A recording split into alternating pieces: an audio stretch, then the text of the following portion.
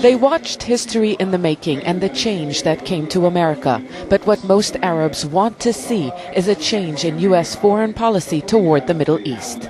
There is skepticism that Barack Obama will be able to bring about that shift. The policy of America is not in their hand. I think that in Arabic world, the Israeli politic will be more dominant. White House policies won't change. What should change is Arab policies.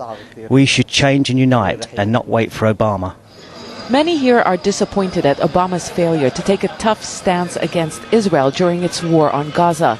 Even though he wasn't sworn in at the time, they say he shouldn't have remained mostly silent. If Obama is to change America's standing in the Arab world, he will have to do what no U.S. president has done, take a hardline stance against Israel, or at least pursue a neutral policy in the Arab-Israeli conflict. That is what Arabs say. But few across the region expect him to do that. The reason? Simply he can't. The powerful pro-Israel lobby, they say, is what drives and determines U.S. foreign policy. The US president is only an image. There's a lobby around him that rules the US. Do you think a wise or smart person becomes the US president? The lobby is the one in control of policies. Well, American policy is really not made by the president alone. He has a lot of other people, and you have the pressure groups, which we know mainly what they are, who they are.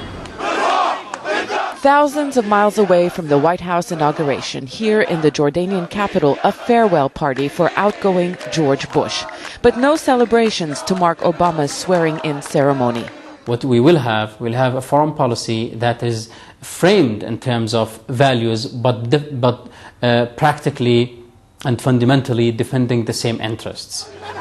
It's the end of the Bush era, and nowhere might that be more welcome than in the Arab world, where people believe his 8 years in office have been disastrous.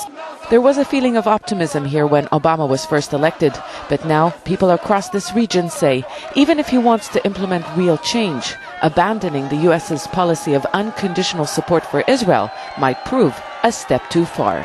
Zeina Khodr, Al Jazeera, Doha.